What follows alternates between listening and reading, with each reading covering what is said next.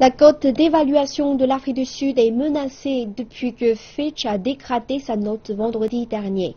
L'Afrique du Sud pourrait peiner à financer des grands projets d'infrastructure et rétablir l'économie du pays.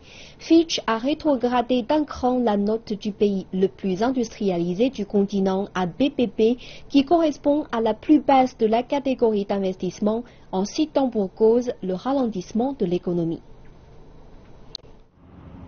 L'Afrique du Sud n'est plus considérée comme une zone d'investissement attrayant. Fitch a indiqué que le déclassement à BBB était dû à un taux de croissance faible, une pénurie chronique d'électricité, une hausse de la dette fiscale et un creusement du déficit des comptes courants.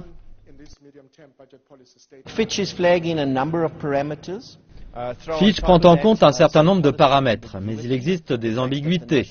Par exemple, le fait que le plan national de développement n'a pas encore été exécuté.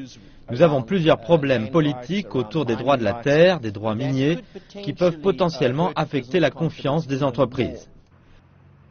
L'Afrique du Sud peine à lutter contre le chômage et la pauvreté. Le taux de chômage demeure malgré tout extrêmement élevé à 25,5% et la pauvreté a progressé.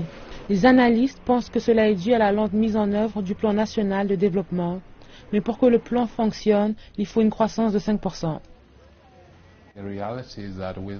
La réalité est que nous devons faire face à beaucoup de contraintes, comme les problèmes d'électricité, et je pense qu'il nous sera très difficile d'atteindre le taux de croissance dont nous avons besoin pour que l'Afrique du Sud puisse enfin commencer à résorber le chômage.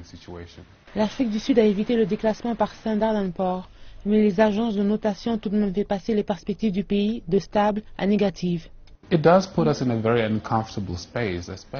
Nous sommes dans une position inconfortable dans ce marché mondial déjà fragile, et on peut s'attendre à de nouveaux chocs négatifs.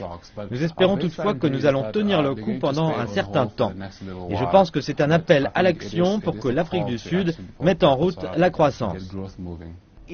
Si nous ne modifions pas la façon dont nous opérons dans le financement de l'économie, nous finirons par tomber sous la notation attribuée au titre de qualité supérieure. Et nous serons classés dans la catégorie spéculative. Du moment où l'on tombe, il nous sera extrêmement difficile d'attirer des investissements étrangers en Afrique du Sud. L'Afrique du Sud ne peut pas être économiquement prospère sans l'investissement étranger. Les perspectives de croissance de l'Afrique du Sud sont peu réjouissantes. Cette année, elle a cependant pu éviter la récession. Toutefois, l'année s'annonce difficile avec la sécheresse et les coupures d'électricité et d'eau fréquentes.